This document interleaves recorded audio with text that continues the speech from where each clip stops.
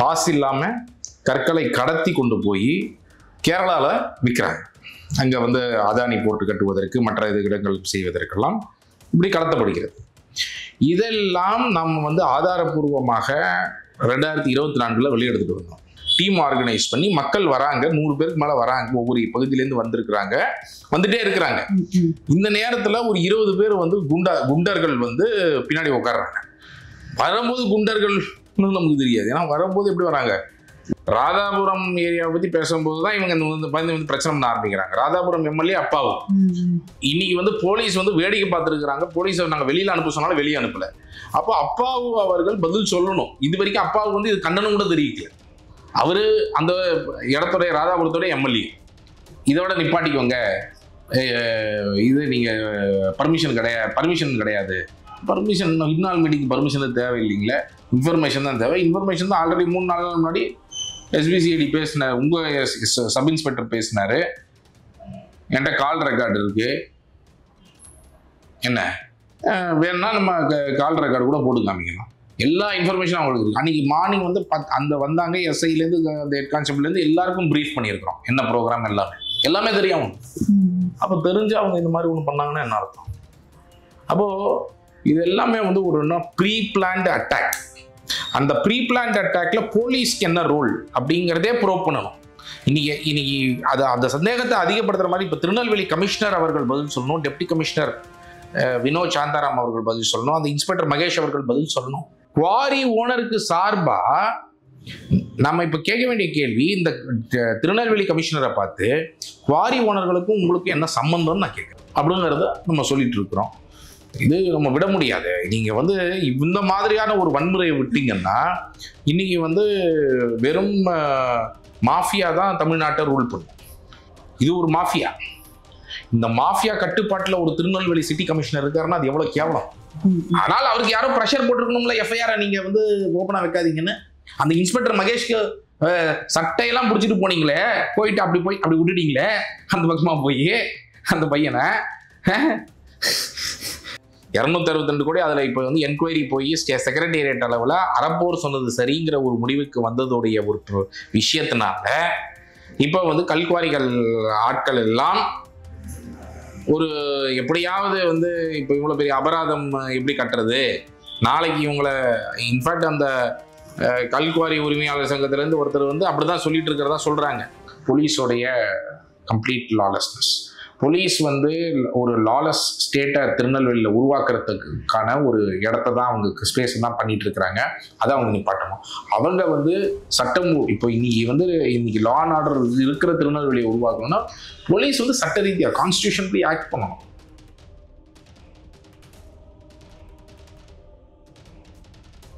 நலம் தரும் நல்லார் சித்த மருத்துவமனை இதய நோய், சர்க்கரை நோய், பக்கவாதம், சிறுநீரக பிரச்சனை, தண்டுவடம் மற்றும் மூட்டு பிரச்சனைகளுக்கு மிகச்சிறந்த மருத்துவமனை.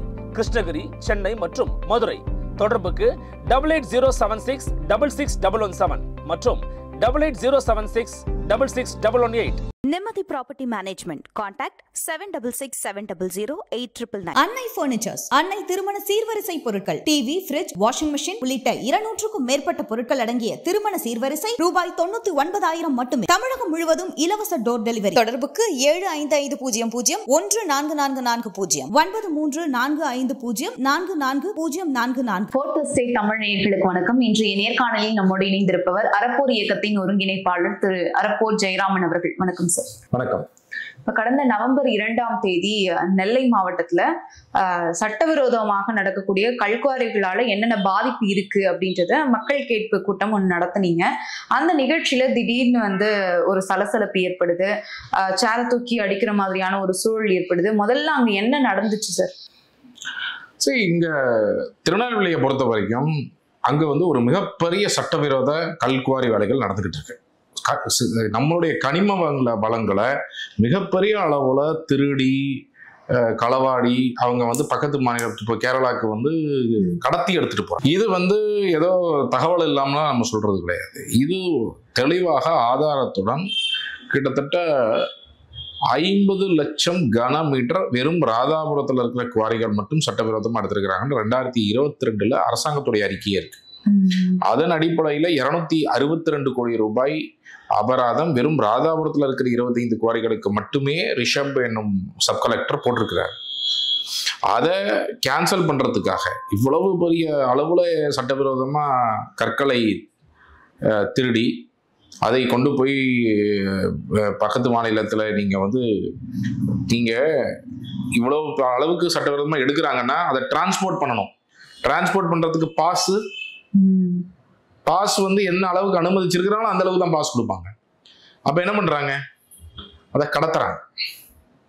பாஸ் இல்லாம கற்களை கடத்தி கொண்டு போய் கேரளால விற்கிறாங்க. அங்க அதானி போட்டு கட்டுவதற்கு மற்ற இடங்கள் செய்வதற்கெல்லாம் இப்படி கடத்தப்படுகிறது. இதெல்லாம் நம்ம ஆதாரபூர்வமாக 2024 வெளியெடுத்துட்டு வந்தோம். திருநெல்வேலியில் இருக்கிற 54 குவாரிகள் 53 குவாரிகள் இப்படி சட்டவிரோதமாக இயங்கி கொண்டிருக்கிறது. நம்மளுடைய கனிம வளங்களை ஒரு லட்சம் கிலோமீட்டர் எடுக்கணும்னா 1 லட்சம் கிலோமீட்டர் எடுக்க வேண்டியதில் 5 லட்சம் கிலோமீட்டர் 6 லட்சம் கிலோமீட்டர் ஒவ்வொரு குவாரிக்காரர் அந்த மாதிரி எடுக்கிறாங்க. அப்போ இவ்வளவு பெரிய ஒரு அநியாயம் நடக்குதுன்னா இது ஒரு பக்கம் நம்ம இதுக்கு புகார் கொடுத்திருக்கிறோம். இந்த ரிஷப் போட்ட 262 கோடி ரூபாய் அபராதத்தை வசூல் செய்வதற்கு பதில் அதற்கு மேல்முறையீடு கலெக்டர் விஷ்ணு கிட்ட பண்ணியிருக்கணும். ஆனா கலெக்டர் விஷ்ணு தான் இந்த காரிகள் எல்லாம் மூடினாங்கன்னு சொல்லிட்டு அவரிடம் போகாமல் நேரடியா 2வது மேல்முறையீடு கனிமவளத்துறை கிட்ட போறாங்க. அந்த கனிமவளத்துறைக்கு புதுசா ஜெயகாந்தன் ஒருவரை கொண்டு வந்து ஊழல் செய்வதற்காகவே கொண்டு வந்து அவர் வெறும் இந்த 262 கோடி ரூபாய் அபராதத்தை ரத்து செய்து வெறும் 13.8 கோடி ரூபாயை மாத்துறாரு. அந்த அபராதத்தை குறைக்கிறாருன்னா ஒருத்தருக்கு 28 கோடி ரூபாய் அபராதம்னா வெறும் 97 லட்சம் குறைக்கிறாரு. எஸ்ஏவி அப்படின்னு அந்த எஸ்ஏவி யாருன்னா திமுகல கிரகாம்பல்னு இப்போ ஒன்றிய சேர்மனா இருக்கிறார். அடுத்த எம்எல்ஏ சீட்டு கேட்டுட்டு இருக்கிறார். உதாரணத்துக்கு இந்த ராதாபுரம் தொகுதியுடைய ரொம்ப முக்கியமான விஷயம் என்னன்னா இந்த ராதாபுரம் தொகுதிக்கு யாரு இப்ப எம்எல்ஏ? அப்பாவு. அவர் சபாநாயகராக இருக்கக்கூடியவர். இவ்வளவு முக்கியமான பொசிஷன் இருக்கக்கூடிய அவருடைய தொகுதியில இவ்வளவு பெரிய ஊழல் முறைகேடு நடக்குது. மக்கள் பக்கம் நிற்காம குவாரி ஓனர் பக்கம் நின்று எப்ப குவாரியை திறப்பீங்கன்னு விஷ்ணுவ ஒரு பிரஸ் கான்ஃபரன்ஸ்லயே மிரட்டுறாரு. திமுக எம்பி எம்எல்ஏ எல்லாரும் சேர்ந்து மிரட்டுறாரு. பார்த்திருப்போம். அப்போ இப்படிப்பட்ட ஒரு நிலையில தான் இந்த திருநெல்வேலியில இருந்துட்டு இருக்கு. இப்போ இதை நாம என்ன பண்றோம் அப்படின்னு சொன்னா இதற்கு இந்த மாதிரி ஒரு சட்டவிரோத குவாரி வேலை நடக்கும்போது இதனால பாதிக்கப்படுறது யாரு? அங்க இருக்கிற மக்கள். தூசி இப்போ வெடிமருந்து 1 லட்சம் கிலோமீட்டர் எடுக்கணும்னா அதற்கு தேவையான வெடிமருந்துக்கு தான் அவங்களுக்கு லீகலா அலவுடு. இப்போ 5 லட்சம் கிலோமீட்டர் எடுக்கிறாங்க 6 லட்சம் கிலோமீட்டர் எடுக்கிறாங்கன்னா மீதி 4-5 லட்சம் கிலோமீட்டருக்கு எங்கேருந்து அவங்களுக்கு வெடிமருந்து கிடைக்குது? யோசிச்சு பாருங்க. சட்டவிரோதமா அவங்க 50 லட்சம் கிலோமீட்டர் ராதாபுரம்ல மட்டும்தான் அந்த அளவுக்கு வெடிமருந்து சட்டவிரோதமா வச்சிருக்கிறாங்கன்னு அர்த்தம். இல்லீகலா பாம்பு வச்சிருக்கிறாங்க. பாம்புன்னு சொல்லலாமா? வேற என்ன வெடிமருந்து? வேற என்ன சொல்லணும்? வெடிக்கிற மருந்து தானே. வெடிச்சா அது கல்ல இது பண்ணி போடும். அப்போ இந்த மாதிரியான நீங்க வேற இதெல்லாமே இல்லீகல். அப்ப இந்த மாதிரியாக ஒரு சட்டவிரோத வேலைகளை செய்து கொண்டிருப்பவர்கள் அந்த கிராமத்து மக்கள் அந்த வெடிச்சதுன்னா சட்டவிரோதமா கண்ணாமண்ணு வெடிச்சதுன்னா அது போய் அந்த சத்தத்துல வீடுகள்ல கிராக் விழுது, போய் வெடிமருந்து போய் பூல உட்காருது, மகசூல் குறையுது, நிலத்தடி நீர். நீங்க நடைமதிப்பான் குளம்ல 6 பேர் எப்படி இறந்து போனாங்க திருநெல்வேலியில. நீங்க பெஞ்ச் மாதிரி போடணும். பெஞ்ச் மாதிரி போடணும் என்னது அர்த்தம்? இப்படி வரும், அப்புறம் இப்படி பெஞ்ச் மாதிரி இருக்கும், அப்புறம் இப்படி வரும், இப்படி வரும், இப்படி இதான் இப்படி போனா நீங்க அவங்க கொடுத்துருக்கிற 120 அடிக்கு தாண்டி தோண்ட முடியாது. 120 அடியில அப்படி கடைசியில் அந்த பெஞ்ச் குறுகலாயிரும். அதுக்கு மேல நீங்க தோண்ட முடியாது. இவங்க என்ன பண்றாங்க? ஒரு பக்கெட் மாதிரி இப்படி தோண்ட வேண்டியது. அப்போ நிலச்சரிவு ஏற்பட்டது. சரிவு ஏற்பட்ட அந்த மண்ணு சரிஞ்சுதான் 6 பேர் இந்த அடைமிதிப்பான் குளம்ல இறந்து போனாங்க திருநெல்வேலியில. எவ்வளவு பேர் ஆக்சிடென்ட்ல இவ்வளவு கற்களை கடத்துறாங்க, கடத்தல் வேலை பண்றாங்க அப்படின்னு சொன்னா அப்ப அந்த கடத்தல் வேலை பண்ணும்போது என்ன நடக்குது? அங்க மக்கள் லாரிகள் இஷ்டத்துக்கு போகுது, நைட்டு பகல்னு ஆக்சிடென்ட் நடக்குது, மக்கள் இறந்து போறாங்க, ரோடு மோசமாகுது. இவ்வளவு பிரச்சனைகள் இருக்கு திருநெல்வேலியில. நாங்க என்ன கேட்கிறோம்னா சட்ட ரீதியா நீங்க நடவடிக்கை எடுங்க. இப்ப அந்த அபராதத்தை அவங்க மேல போட்டிருக்கணும். அவங்கள இன்னைக்கு ஒண்ணும் இல்லைங்க, ரொம்ப சிம்பிளா ஒரு இ பாஸ் அந்த தென்காசி கலெக்டர் கொண்டு வந்தாரு. ஒரு 13 நாளைக்கு கொண்டு வந்தார் இ பாஸ்னு. சிஸ்டம் வரைக்கும் வேலிடேட் பண்ண முடிஞ்சது. சிஸ்டம் வரைக்கும் வேலிடேட் பண்ணி நீங்கள் ஒரு குவான்டிட்டி எடுத்தீங்கன்னா அந்த சிஸ்டமில் வேலிடேட் ஆகும், அந்த யூனிக் நம்பர் என்ட்ரி ஆகிடும். வெய் பிரிட்ஜில் நீங்கள் ஏமாற்ற முடியாது. பார்த்தாங்க 13 நாள் தான், டிசம்பர் 26 ஜனவரி 9 தான் பார்த்தாங்க. குவாரிக்கலாம் ஐயோ இப்படி பண்ணால் நம்ம எதுவும் சட்டவிரோதமாக பண்ண முடியாதுன்னு அதை இதையே ரத்து பண்ண வச்சாங்க. பண்ண வச்சுட்டு நாங்கள் அப்புறம் இதை சத்தம் போட்டோம், நாங்கள் ஒரு பாஸ் கொண்டு வரோம்னு சொல்லிட்டு மேனுவல் பாஸ் என்ன பண்ணுறாங்களோ அதே கம்ப்யூட்டர் பிரிண்ட் அவுட் எடுத்துட்டு பாஸ்னு கணக்கு காமிக்கிறாங்க. கம்ப்யூட்டர் பிரிண்ட் அவுட் எடுத்து அதுலேயே மோசடி பண்ண வேண்டியது. இப்போ 3 டன்னு 4 டன் நான் எடுத்துட்டு அதில் 40 டன்னு மாற்றினோம்னா பக்கத்தில் ஒரு 0 போட்டோன்னா உங்களுக்கு தெரியுமா எனக்கு தெரியுமா? எங்கேயாவது நீங்கள் போய் வேலிடேட் பண்ணாதானே தெரியும். இப்போ 3 டன்னு சிஸ்டம் சொல்லியிருக்கு, அந்த சிஸ்டத்தை இன்னொரு இடத்துல வேலிடேட் பண்ணுறீங்க, கடைசியில் செக் போஸ்ட்டில் அது கம்ப்யூட்டரில் என்ட்ரி போடுறீங்க. இப்படி என்ட்ரி போட்டால் தான் அது வேலிடேஷன். நீங்கள் அந்த என்ட்ரியே போடாமல் பாஸ் கொடுக்கறது மட்டுமா ஆன்லைனில் கொடுப்பீங்க. அந்த பாஸை எங்கேயுமே செக் பண்ண மாட்டீங்க, ஆன்லைனில் என்ட்ரி போட்டு வெரிஃபிகேஷன் பண்ண மாட்டீங்கன்னா எப்படி? அப்போ இது மாதிரி பாஸா மேனுவல் பாஸா? மேனுவல் பாஸ் சிஸ்டத்தையே பாஸுங்கிற ஒரு மோசடி. இப்படி ஒரு மோசடி இந்த கனிம வளத்துறை செய்யுது. அவன் நல்லா புரிஞ்சுக்கணும், தமிழ்நாடு அரசு செய்யுது. அப்போ இவங்க எல்லாம் இவ்வளவு பெரிய கூட்டு சூழலை பண்ணும்போது அந்த மக்கள் பாதிப்படும். மக்களுடைய பாதிப்பை நம்ம வெளியெடுத்துட்டு வரணும். மக்கள் என்னெல்லாம் பாதிப்புக்கு உள்ளா இருக்கிறாங்கிறத வெளியெடுத்துட்டு வரணுங்கிறதுனால தான் நம்ம மக்களுடைய பாதிப்புகள் என்ன அப்படிங்கிறத ஆவணப்படுத்தக்கூடிய ஒரு நிகழ்வு. அப்போ அதில் நம்ம வந்து இண்டிபெண்டாக ஒரு பேனல் போடுறோம். டாக்டர் சுரேஷ் அவர் பார்த்தீங்க அப்படின்னு சொன்னா உயர்நீதிமன்ற வழக்கறிஞர், ஒரு பியூசியோட நேஷனல் ஜெனரல் செக்ரட்டரி, அவர் தலைமையில் அதுக்கப்புறம் தனிவேல்னு ஒரு பயோடைவர்சிட்டி எக்ஸ்பர்ட், கிராம சபை நிபுணர் நந்தகுமார், உதயராஜன் வாட்டர் ஆர்கிடெக்ட், இந்த மாதிரி நந்தினி அவர்கள் விவசாயிகளோட அங்கே ஒர்க் பண்ணிட்டு இருக்கிறவங்க திருநெல்வேலியில். பலதரப்பட்ட மக்களை வைத்து ஒரு டீம் ஆர்கனைஸ் பண்ணி மக்கள் வராங்க, 100 பேருக்கு மேலே வராங்க, ஒவ்வொரு பகுதியிலேருந்து வந்துட்டே இருக்கிறாங்க. இந்த நேரத்தில் ஒரு 20 பேர் வந்து குண்டர்கள் வந்து பின்னாடி உட்கார்றாங்க. வரும்போது குண்டர்கள்னு நமக்கு தெரியாது, ஏன்னா வரும்போது எப்படி வராங்க, ஒயிட் ஷர்ட் ஒயிட் பேண்ட், இல்லை ஒயிட் ஷர்ட் பிளாக் பேண்ட், இந்த அட்வொகேட் போட்டு வராங்க பார்த்தீங்கன்னா, எல்லாம் அட்வொகேட் மாதிரி வந்து உட்காராங்க பின்னாடி. அப்போ உட்காரும் போதே ஒரு சஸ்பிஷன், நான் போய் போலீஸ்ட்டு சொல்றேன். காலையில உங்களுக்கு சந்தேகம் வந்துருச்சு உள்ள வந்து, ஏன்னா பல்க் கூட்டமா ஒரு 20-25 பேர் வந்து பின்னாடி உட்கார்றாங்க ஹாலுக்கு பின்னாடி. அப்போ பார்த்த உடனே நமக்கு சந்தேகம் வந்துருச்சு. இவங்க ரெஜிஸ்டரும் பண்ணல, ரெஜிஸ்டர் பண்ணாத ஆட்கள். அப்போ யார் இவங்கன்னு சொல்லி நம்ம போட்டோ வீடியோ எல்லாமே எடுத்து வச்சிருக்கிறோம். அவங்க 20 எல்லாம் பின்னாடி மொத்தமாக உட்காந்துருக்கிறத ஃபோட்டோ எடுக்கிறோம். தலையை குனிஞ்சுக்கிறாங்க, இப்படி திரும்பிக்கிறாங்க ஃபோட்டோ எடுக்கும்போது. அப்போ தெரிஞ்சிருச்சு இவங்க ஏதோ ரொம்ப சஸ்பீஷனாக இருக்குது. நாங்கள் போலீஸ்ட்டு இன்ஃபார்ம் பண்ணிடுறோம், யாரோ வந்திருக்கிறாங்க, இவங்க ஏதோ பிரச்சனை பண்ண வந்திருக்கிற மாதிரி தெரியுது, உங்களுக்கு இன்ஃபார்ம் பண்ணிடுறோம்னு சொல்லிட்டோம். அதற்கு பிறகு இவங்க வந்து என்ன பண்ணுறாங்க, கிட்டத்தட்ட 11:30க்கு கூச்சல் போட்டுட்டு ஃப்ரண்ட்டில் வராங்க, டேபிள் பக்கத்தில் வராங்க. வந்துட்டு எங்களுடைய தரப்பு கேட்கணும், யார் நீங்கள் அப்படின்னா, நாங்கள் வந்து குவாரி உரிமையாளர் சங்கத்துடைய ரெப்ரசன்டேட்டிவ், வக்கீல் நான் அப்படின்னு. அந்த வினோதுன்றவர், இந்த வினோது, அப்புறம் புலித்துறைன்னு ஒரு ஆள், ஞானமூர்த்தி ஒரு ஆள், ஆரோக்கியசாமி, ராஜேஷ், அப்புறம் இருதயராஜ், சிதம்பரராஜ், இந்த மாதிரி இவங்கெல்லாம் வக்கீல்கள். பெரும்பாலானவர்கள் இதில் வக்கீல்கள் எல்லாம் வந்து வந்தவங்க என்னென்ன, வக்கீல்கள் வந்து கோர்ட்டில் வாதாடுவாங்க, நீங்கள் பார்த்துருப்பீங்க. ஆனால் வக்கீல்கள் அடியாட்களாக ஒரு கூட்டமா வந்து அடியாள்கள் மாதிரி வந்து சத்தம் போட்டு உங்க தரப்பு சரி உங்க தரப்பு கேட்கணும், அவ்வளவுதானே, உங்களுக்கு மைக் தரோம், உங்க பேரை என்ட்ரி போட்டுக்கிறோம், நீங்க லைன்ல வந்து எப்போ உங்க டர்ன் வருதோ நீங்க வந்து பேசலாம் அப்படின்னு சொல்லிடுச்சு. இல்ல நாங்க எங்க தரப்பு கேட்காம நீங்க எப்படி கேட்பீங்க, சரி இப்பவே பேசுறீங்களா, இப்பவே கூட கொடுக்குறோம் உங்களுக்கு மிக்க பேசுங்க. என்னடா நம்ம பேச வரல, கலாட்டா என்ன பண்ண வந்தோம், பேசணும்னு கேட்டா பேச சொல்லிட்டாங்களேன்னு என்ன பண்றதுன்னு புரியல அவனுக்கு. அப்புறம் ஒருத்தர் மைக்கை தூக்கி கீழே எரிஞ்சிட்டு பக்கத்தில் அந்த ஆலங்குளம்லேருந்து ஒரு வைஸ் பிரசிடென்ட், ரொம்ப அருமையாக வேலை பண்ணக்கூடிய ஒரு யங்ஸ்டர், அங்கே லோக்கலாக வந்து எப்படிலாம் பிரச்சனை ஆகிட்டு இருக்கு அவங்க கிராமத்தில் அப்படின்னு சொல்லி செஞ்சுட்டு இருக்கக்கூடியவர். அவர் வந்து என்னப்பா பொறுமையா இருக்குப்பா அப்படின்றாரு.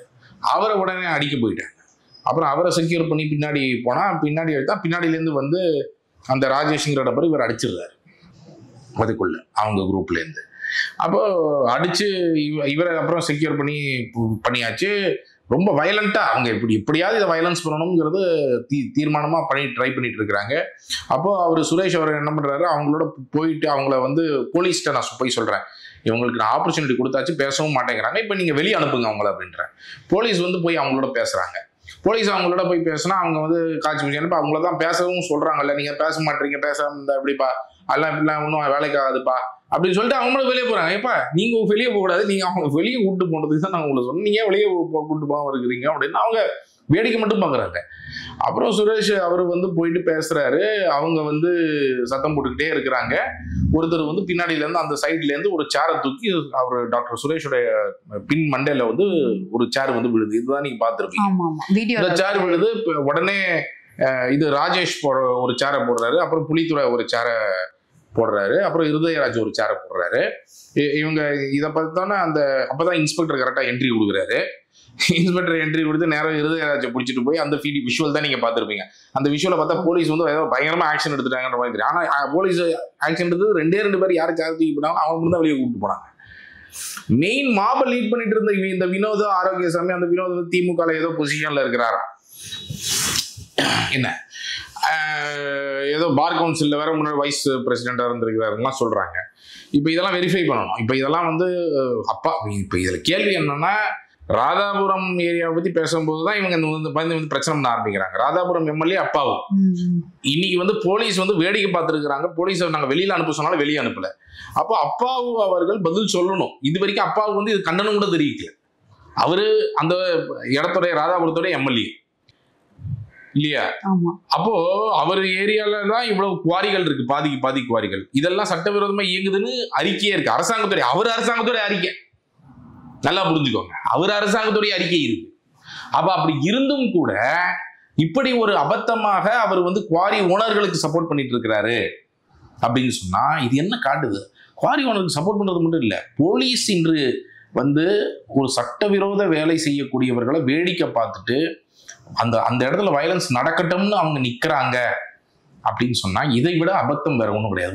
ஒரு மாநிலத்துக்கு நீங்க நம்மளால போலீஸை ட்ரஸ்ட் பண்ண முடியாது, அங்க நிக்கிற போலீஸை ட்ரஸ்ட் பண்ண முடியாது அப்படின்னா அதை விட வேற என்ன அபத்தம் இருக்கு? நான் உங்கள்கிட்ட கேட்க ரிப்பீட்டடா சொல்றேன், இவங்களை வெளியே கூப்பிட்டு போங்க, இந்த மாதிரி ஹெல்ப் பண்றவரை வெளியே கூப்பிட்டு போங்கன்னு செய்யல. அப்போ அவரு வந்து ஓனர்கிட்ட மிரட்டி இதோட நிப்பாட்டிக்கோங்க, இது நீங்க பர்மிஷன் கிடையாது, பர்மிஷன் இன்னால் மீட்டிங் பர்மிஷன் தேவை இல்லைங்களே, இன்ஃபர்மேஷன் தான் தேவை. இன்ஃபர்மேஷன் தான் ஆல்ரெடி 3 நாள் முன்னாடி எஸ்பிசிஐடி பேசினார், உங்க சப் இன்ஸ்பெக்டர் பேசினாரு, என்கிட்ட கால் ரெக்கார்டு இருக்கு, என்ன வேணும்னா நம்ம கால் ரெக்கார்டு கூட போட்டு காமிக்கலாம். எல்லா இன்ஃபர்மேஷனும் அவங்களுக்கு இருக்கு. அன்னைக்கு மார்னிங் வந்து வந்தாங்க எஸ்ஐலேருந்து அந்த ஹெட் கான்ஸ்டபிள்லேருந்து எல்லாருக்கும் ப்ரீஃப் பண்ணியிருக்கிறோம், என்ன ப்ரோக்ராம் எல்லாமே தெரியும்.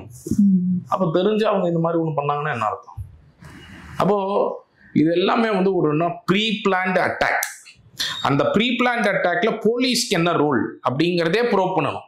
இன்னைக்கு அந்த சந்தேகத்தை அதிகப்படுத்துற மாதிரி இப்ப திருநெல்வேலி கமிஷனர் அவர்கள் பதில் சொல்லணும், டெப்டி கமிஷனர் வினோத் சாந்தாராம் அவர்கள் பதில் சொல்லணும், அந்த இன்ஸ்பெக்டர் மகேஷ் அவர்கள் பதில் சொல்லணும். ஏன் போட்டிருப்பீங்க இல்லையா, புகார் கொடுத்தோம், எஃப்ஐஆர் போட்டதா சொன்னாங்க. 593 of 2025 இந்த 5 பேர் மேல வினோத், ஆரோக்கியசாமி, ராஜேஷ், இருதயராஜ், சிதம்பரராஜ் இந்த 5 பேர் மேல வழக்கு போடப்பட்டதா மட்டும் சொல்லியிருக்கிறாங்க. பத்திரிகைக்காரங்கள்ட்ட சொல்லியிருக்கிறாங்க. நான் வந்து டிசி கிட்ட போன் பண்ணி பேசியிருக்கிறேன், ஏங்க எஃப்ஐஆர் தர மாட்டீங்க, எஃப்ஐஆர் எனக்கு அனுப்ப மாட்டீங்க, நான் ஒரு புகார் கொடுத்ததாரருக்கு கொடுக்கணும், ஏன் கொடுக்க மாட்டீங்கன்னு கேட்கிறேன். அனுப்புறேன்றாரு, ஆனா அனுப்பல, எனக்கு அனுப்பல, இவருக்கு ஆன்லைன்ல பிளாக் பண்ணி வச்சிருக்காங்க. 592 எஃப்ஐஆர் இருக்கு, 594 ஆன்லைன்ல அப்லோட் பண்ணிருக்காங்க, 593 மட்டும் பிளாக் பண்ணி வச்சிருக்காங்க. அப்போ குவாரி ஓனருக்கு சார்பா நம்ம இப்ப கேட்க வேண்டிய கேள்வி, இந்த திருநெல்வேலி கமிஷனரை பார்த்து குவாரி ஓனர்களுக்கும் உங்களுக்கு என்ன சம்பந்தம்னு நான் கேட்கிறேன். என்ன லிங்க்? ஏன் வந்து இந்த கேஸ்ல எஃப்ஐஆர் நீங்க மறைச்சு வச்சிருக்க வேண்டிய அவசியம் என்ன சொல்லுங்க? ஏன் நீங்க வந்து இன்னும் சேரை எறிஞ்ச புலி இல்ல அந்த அவ்வளவு சத்தம் போட்ட அந்த கதிரவன், அவ்வளவு சத்தம் போட்ட இந்த ஆட்கள் மேலெல்லாம் மற்றவர்கள் அந்த புலி மேலாம் இன்னும் நிறைய கேசஸ்லாம் இருக்கு. இவங்க மேல நிறைய கேசஸ் அவங்களுக்கு இன்னும் எஃப்ஐஆர்ல இன்க்ளூட் பண்ணல. இவங்க இது யாரு முதல்ல இந்த வினோத யார் அமிச்சாங்க? இப்ப வினோத் வந்து அடியாள் வேலை பார்க்கறதுக்கு இப்போ இவ்வளவு பேரை 20 பேரை கூப்பிட்டு வராருல, இந்த அடியாட்களை யார் அமிச்சது? அட்வொகேட் போர்வையில வந்திருக்கிற இந்த அடியாட்களை அனுப்பியது யார்? Quarry owners association. அந்த குவாரி ஓனர்ஸ் அசோசியேஷன் அந்த ரிச்சர்டு ஒருத்தர் இருக்கிறாரு, அவர் தான் அப்ப நான் quarry owner association quarry owner நீங்க அமிச்சிங்களா, அப்ப அவர் அமிச்சாரா அப்படின்னு ஒரு விசாரணை பண்ணணும்ல. அவர் பதில் சொல்லணும்ல, நான் அமிச்சனா இல்லையான்னு. அப்ப அவருக்கு அவர் மேல அவர் தூண்டி விட்டு இருந்தாருன்னா அவர் மேல எஃப்ஐஆர் போடணுமா இல்லையா? யார் பண்ணாங்க? அப்பாவோட ரோல் என்ன இதுல நான் கேட்கிறேன். அப்பாவு ஏன் சைலண்டாவே இருக்கிறாரு? உங்க தொகுதியில தான் இவ்வளவு சட்டவிரோத குவாரிகளால நடக்குது. எவ்வளவு ஒரு கொல்யூஷன் இருந்தா இந்த வேலைகள்லாம் இப்படி நடக்கும்னு யோசிப்பேன். நான் என்ன கேட்கிறேன், திமுக முதலமைச்சர் நம்ம முதலமைச்சர் இந்த திமுக ஆட்சியில நீங்க இந்த மாதிரியான ஒரு சட்ட ஒழுங்கு, நீங்க ஒரு மக்கள் வாயை திறந்து பேசக்கூடாது அப்படின்னு நீங்க நினைக்கிறீங்கன்னா, அந்த ஈவெண்ட் நிப்பாட்டினதுக்கு காரணம் என்ன? மக்கள் அவங்களோட பிரச்சனை வெளியே சொல்லக்கூடாது, அதை மிரட்டணும். நீங்க யோசிச்சு பாருங்க, என்டையர் மீடியா நிக்குது, என்டையர் போலீஸ் நிக்குது. போலீஸ் மீடியா இவ்வளவு பேர் நிக்கும் போது ஒருத்தனால சேரை தூக்கி தைரியமா போட முடியுது அப்படின்னு சொன்னா என்ன மாதிரி ஒரு நாட்டுல வாழ்ந்துட்டு இருக்கிறோம்னு நான் கேட்கிறேன். இந்த அளவிற்கு ஒரு மோசமான ஒரு வன்முறையை ஒருவரால் என்டையர் மீடியா முன்னாடி, என்டையர் போலீஸ் முன்னாடி தைரியமா செய்ய முடியுது. சும்மா புடிச்சிட்டு போற மாதிரி புடிச்சிட்டு போய் விட்டுட்டீங்க, கைது கூட பண்ணல. நல்லா புரிஞ்சுக்கோங்க, கைது பண்ணி ரிமாண்ட் கூட பண்ணல. அப்போ கமிஷனர் அவர்கள் we all know இந்த என்டையர் மைனிங் மாஃபியா எல்லாரையும் காம்ப்ரமைஸ் பண்ணிட்டு இருக்கீங்க. போலீஸ் டிபார்ட்மெண்ட்டா இருக்கட்டும், மைனிங் டிபார்ட்மெண்ட்டா இருக்கு. இன்னைக்கு போலீஸ் டிபார்ட்மெண்ட் அவ்வளவு காம்ப்ரமைஸ்டா, அவ்வளவு லஞ்சம் வாங்குவதால் தான் இன்னைக்கு செக் போஸ்ட்டை தாண்டி போக முடியுது. நல்லா புரிஞ்சுக்கோங்க, செக் போஸ்ட்டை தாண்டி இல்லீகலா போக முடியுதுன்னா போலீஸ் டிபார்ட்மெண்ட் லஞ்சம் வாங்குது. செக் போஸ்ட்டை தாண்டி இப்படி இல்லீகலா போகுது அப்படின்னு சொன்னா அந்த தாசில்தார் ரெவன்யூ டிபார்ட்மெண்ட் லஞ்சம் வாங்குது. இவ்வளவு வேலைகள் நடக்குது. கனிம வளத்துறை இல்ல லஞ்சம் மிகப்பெரிய அளவுல இருக்கு. சோ இவர்கள் எல்லாரும் லஞ்சத்தில் ஊறியவர்கள். அப்போ நான் கமிஷனரை பார்த்து, நான் இன்னைக்கு நம்ம திருநெல்வேலி சிட்டி கமிஷனரை பார்த்து கேட்க வேண்டிய கேள்வி, உங்களுக்கு யார் இந்த பிரஷரை போட்டது? உங்களுக்கு உங்களுடைய துறையில இருக்கக்கூடிய இந்த ஊழலில் ஈடுபடக்கூடிய போலீஸ்காரங்க உங்களை பிரஷர் போட்டாங்களா? இல்ல எம்எல்ஏவாக இருக்கக்கூடிய நயினார் நாகேந்திரன் திருநெல்வேலிக்கு எம்எல்ஏ இருக்கிறாரு, ராதாபுரத்துக்கு அப்பாவும் இருக்கிறாரு, இவங்க யாராவது பிரஷர் போட்டாங்களா? பொலிட்டிக்கலா யார் பிரஷர் போட்டாங்க? உங்களுக்கு எதனால எஃப்ஐஆர் மறைச்சு வச்சிருக்கிறீங்க? எதுக்காக எஃப்ஐஆர் தர மாட்டீங்க? அப்போ இவங்க எஃப்ஐஆர் கூட மறைச்சு வைப்பேன் அப்படின்னு சொல்லக்கூடிய அளவுல இன்னைக்கு பண்றாங்க அப்படின்னு சொன்னா இது எவ்வளவு அபத்தமான. இன்னைக்கு இதுல ரொம்ப வருத்தப்பட வேண்டிய விஷயம் என்ன அப்படின்னா, அந்த மக்களுடைய குரல், அந்த மக்கள் சொல்றாங்க, எங்க ஊர்ல இதுதாங்க எங்க வாழ்க்கையே, தினமும் நாங்க ஏதாவது வாயை திறந்தா வாயிலே அடிப்பாங்க, இப்படிதான் எங்களால எங்களுடைய வீடு கிராக் விட்டுருக்கு, இந்த மாதிரி பிரச்சனை இருக்குன்னு வெளியில சொல்லக்கூட முடியாத ஒரு சிச்சுவேஷன்.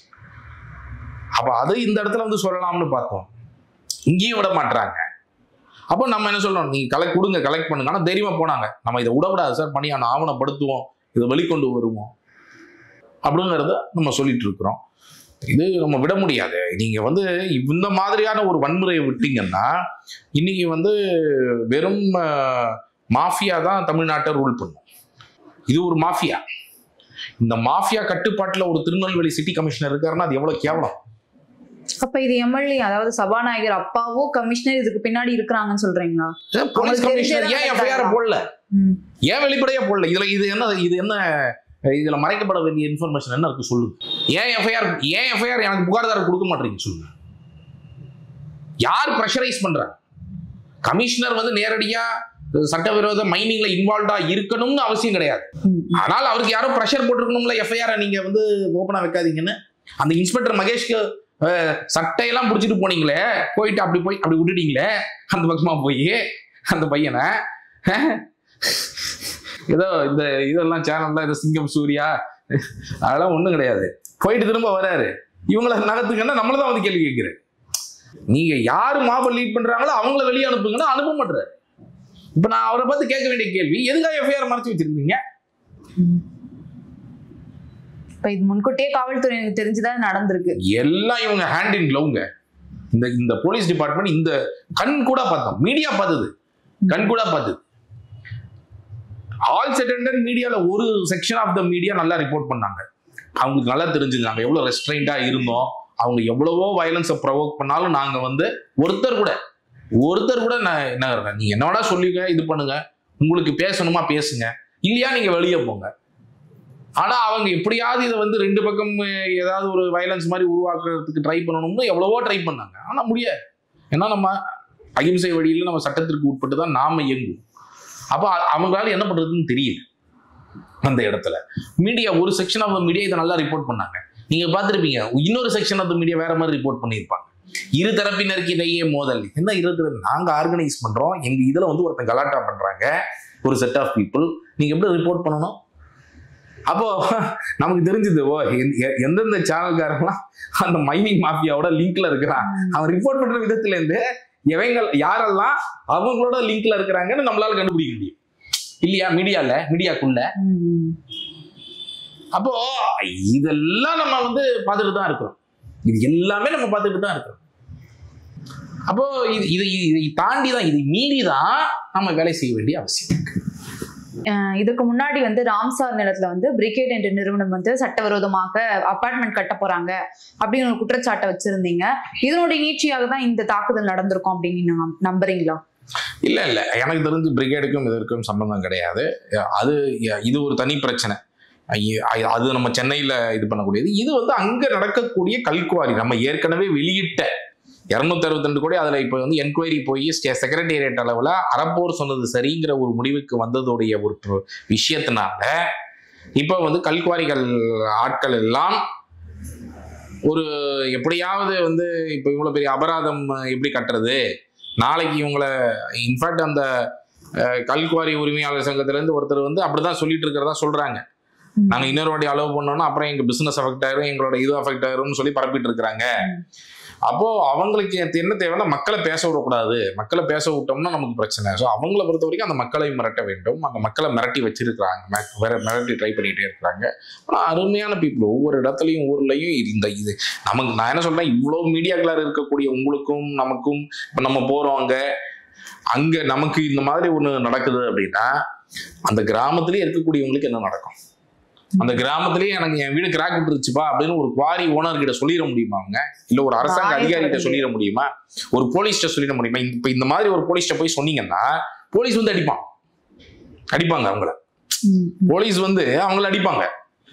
என்னம்மா கிராக்கா இருக்கு, நீ என்ன கிராக்கா அப்படின்னு சொல்லுவானா அடிப்பாங்க.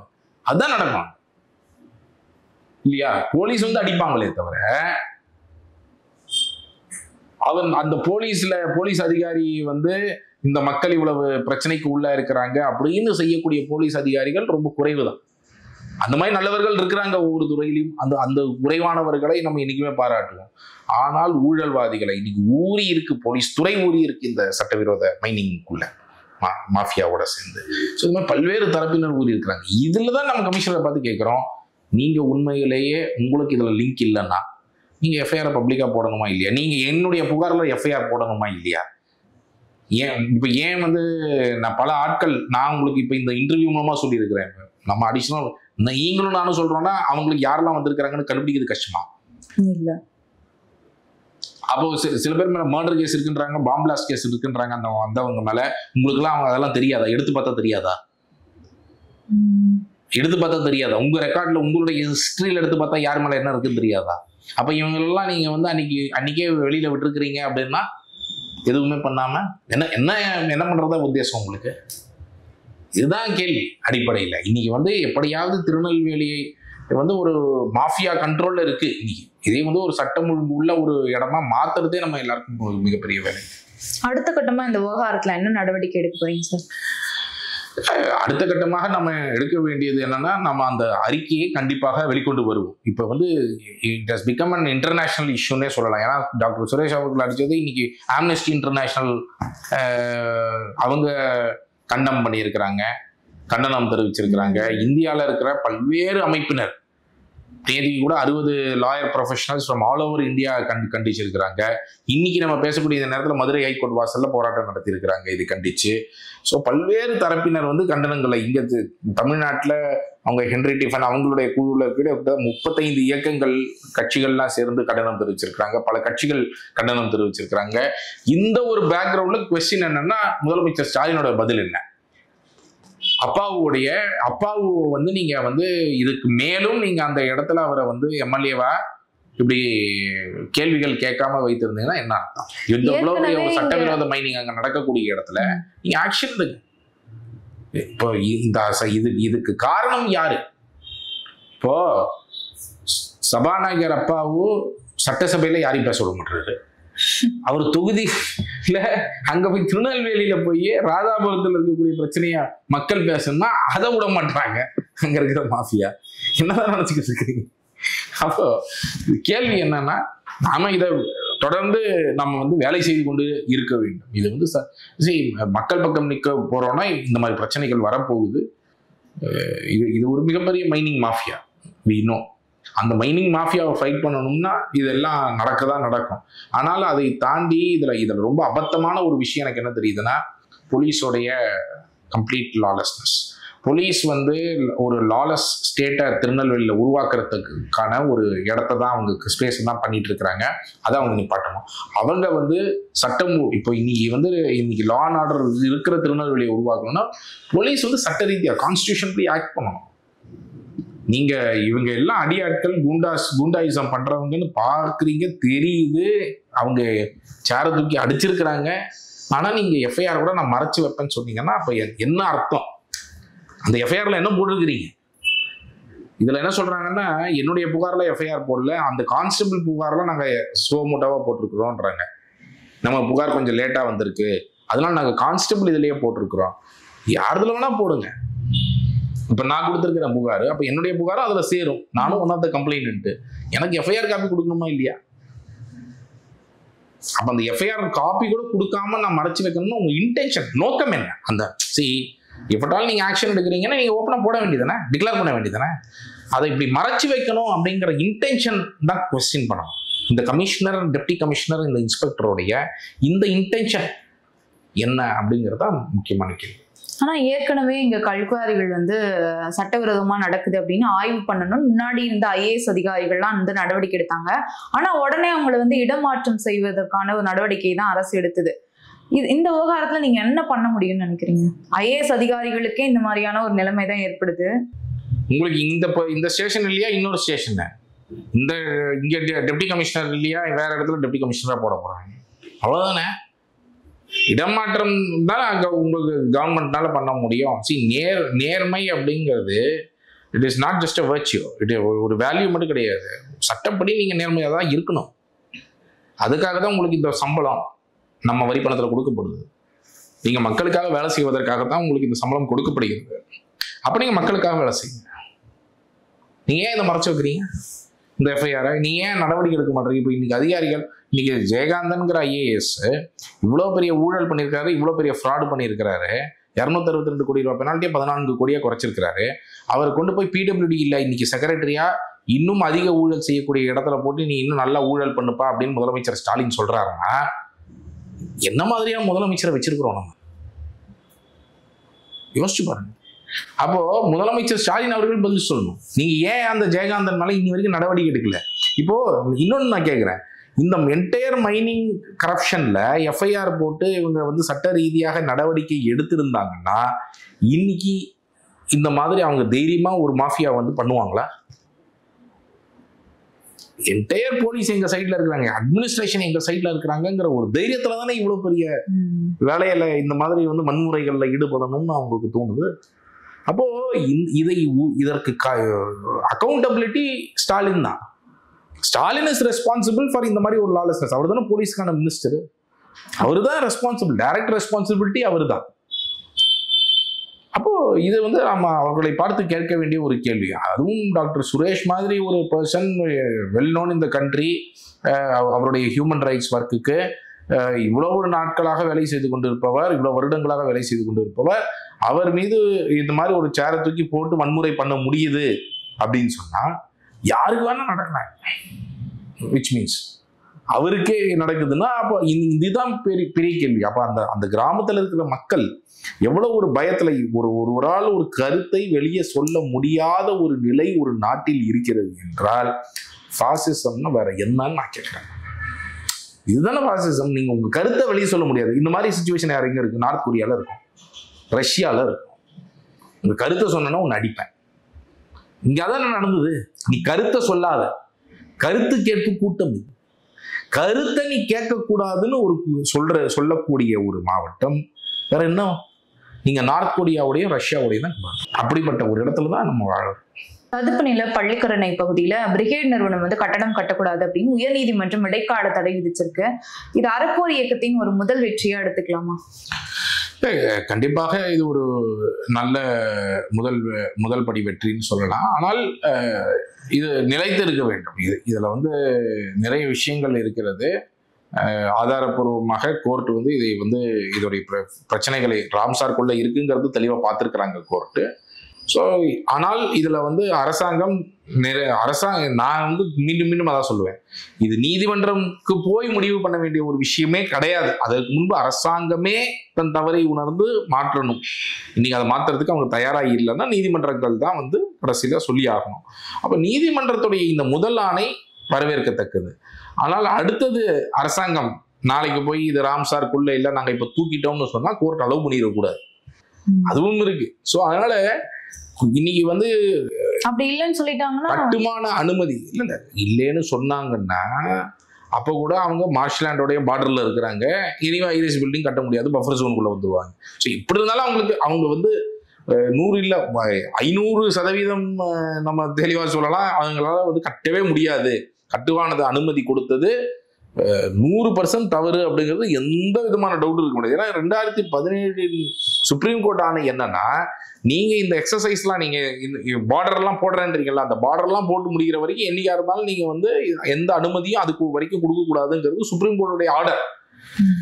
வெட்லாண்ட் கன்சர்வேஷன் அண்ட் மேனேஜ்மெண்ட் ரூல்ஸ்ல என்ன சொல்லிருக்குன்னா, என்னைக்கு ராம்சாரை டிக்ளேர் பண்றீங்களோ அன்னிலேருந்து எந்த கன்ஸ்ட்ரக்ஷனும் பண்ணக்கூடாது. ஏப்ரல் 8, 2022 அந்த டேட்ல இருந்து எதுவும் பண்ணக்கூடாது. அப்போ நீ கோர்ட் இதெல்லாம் பார்த்து அந்த கன்ஸ்ட்ரக்ஷனுக்கான அனுமதியை ரத்து செய்யும். அப்போ அதை தான் ரொம்ப ரொம்ப முக்கியமான ஒரு விஷயம். ஸோ அதை முழுவதுமாக ரத்து செய்யணும் அப்படிங்கிறத நம்ம வந்து பார்த்துட்டு இருக்கோம். அது அரசாங்கமே பண்ணணும். அப்படி இல்லைன்னா கோர்ட்டு செய்து இந்த ஊழல் முறைகேட்டில் ஈடுபட்டவர்கள் அனைவரும் மீதும் நடவடிக்கை எடுக்கப்படும். இன்றைக்கு தாவேகா கட்சியினுடைய சிறப்பு பொதுக்குழு கூட்டம் நடந்தது. இதுல 12 தீர்மானங்கள் வந்து நிறைவேற்றிருந்தாங்க. அதுல ஒரு தீர்மானமா ராம்சார் பள்ளிக்கரணை சதுப்பு நிலத்துல இந்த மாதிரி கட்டடம் கட்ட தமிழக அரசு அனுமதி கொடுத்திருக்கு, அதை நாங்க வன்மையா கண்டிக்கிறோம் அப்படின்னு ஒரு தீர்மானம் வந்து இயற்றிருக்காங்க. இது நீங்க எப்படி பாக்குறீங்க? வரவேற்க வேண்டிய ஒரு விஷயம். எல்லா கட்சிகளும் நாங்க வந்து என்ன சொல்றோம்னா, எல்லா கட்சிகளும் இதற்கான கண்டனங்களை தெரிவிக்க வேண்டும். ஏற்கனவே இன்னும் சில கட்சிகள் தெரிவிச்சிருக்கிறாங்க. இன்னைக்கு தாவேகாவும் அதை பற்றி தெரிவிச்சிருக்கிறாங்க. ஸோ அனைத்து கட்சிகளும் இதில் வந்து ஒன்று சேர்ந்து எதிர்க்க வேண்டிய ஒரு விஷயம். எதிர்கட்சிகள் அந்த ரோலை பிளே பண்ணணும். இந்த மாதிரி ஒரு ஆதாரம் வெளிவந்திருக்கு, இது ரொம்ப அப்பட்டமாக இருக்கு, ராம்சாருக்குள்ள மேப்ல ரொம்ப தெளிவாக தெரியுது, அரசாங்கம் வெளியிட்ட மேப்லயே இருக்குன்னும் போது அனைத்து கட்சிகளும் இதை வந்து எதிர்க்க வேண்டும். ஆளுங்கட்சியும் அவர்கள் தவறை உணர்ந்து மாற்ற வேண்டும். அதனால இன்னைக்கு அவங்க யாரும் பண்ற மாதிரி அந்த ஆளுங்கட்சியும் பண்ற மாதிரி தெரியல. எதிர்கட்சிகள் இந்த இஷ்யூல நிறைய எதிர்கட்சிகள் வந்து சொல்லியிருக்கிறாங்க. இன்னைக்கு தாவேகா சொல்லியிருக்கிறதும் வரவேற்கத்தக்க. இந்த விவகாரத்துல என்ன நடக்குது அப்படின்னு பொறுத்திருந்து பார்க்கலாம். நன்றி சார். நன்றி.